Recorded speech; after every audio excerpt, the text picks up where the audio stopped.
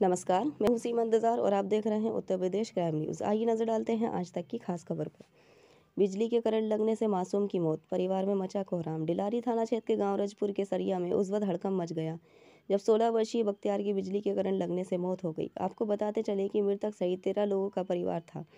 मृतक परिवार में सबसे बड़ा था। मृतक के पिता बीमार रहते हैं, वे दिल के मरीज हैं। आर्थिक तंगी होने की वजह से वे मजदूरी करने जाता था, जिससे आज वह अपने परिवार को रोते बिलखते छोड़कर दुनिया से चल बसा।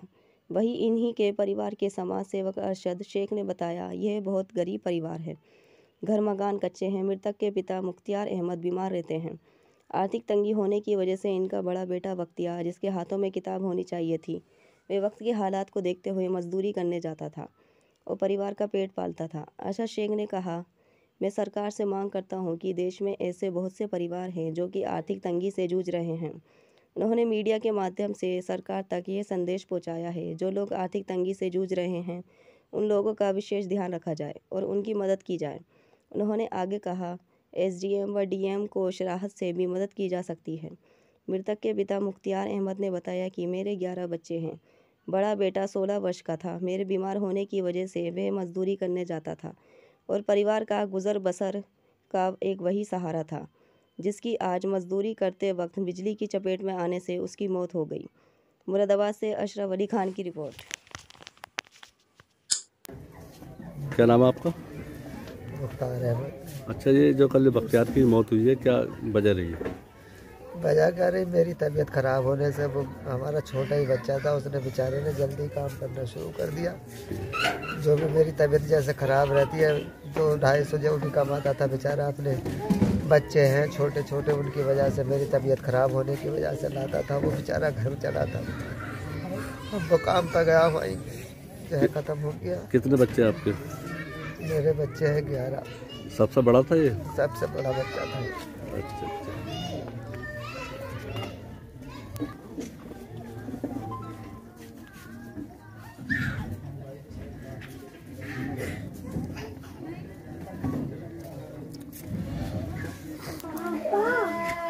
जी, क्या नाम है आपका? अरशद शेख। जी अरशद शेख जी, ये बताइए, ये जो बख्तियार की जो मौत हुई है, क्या वजह रही इसकी?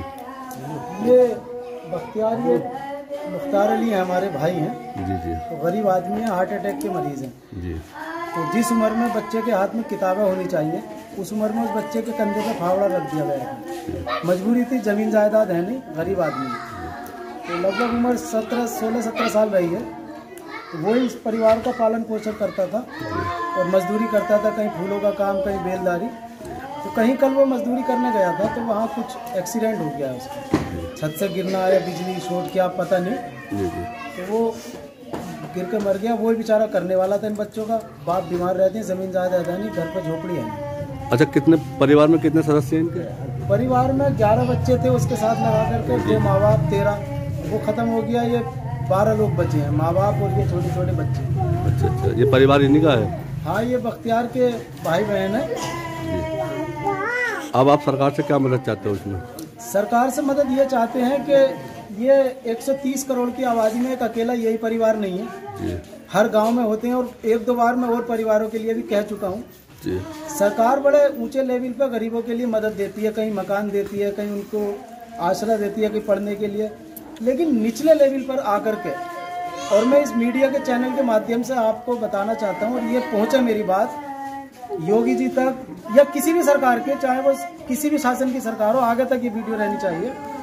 तो इस तरह के परिवार जो होते हैं, गरीबी में होते हैं, तो ये लोग, बच्चे तो हो जाते हैं, ये तो खैर ये कह देते हैं कि खुदा का वो है, लेकिन बच्चों का होना एक अलग बात है। अगर किसी के बच्चे जनसंख्या है तो इसकी कोई बात नहीं, लेकिन गवर्नमेंट जो स्कीमें देती है, तो निचले स्तर पर आकर के वो स्कीमें इन गरीबों को ना जा करके वो कहाँ चली जाती हैं, ये पता नहीं चलता। और मैं आपके चैनल के माध्यम से ये बताना चाहता हूँ और कहना चाहता हूँ, इस परिवार में एक परिवार और ऐसे ही एक एक्सीडेंट हुआ था, मेरे दिल में सबके लिए दर्द रहता है। और मैं कहना चाहता हूँ कि सरकार को जो सीधी मदद होनी चाहिए वो देनी चाहिए।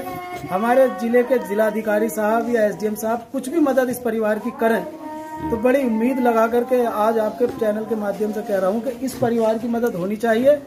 ऐसे बहुत से परिवार हैं, जांच पड़ताल करके उनकी मदद होनी चाहिए। इनके सर पर ना तो छत है, आप इनका घर का भी वीडियो बना लो। जी।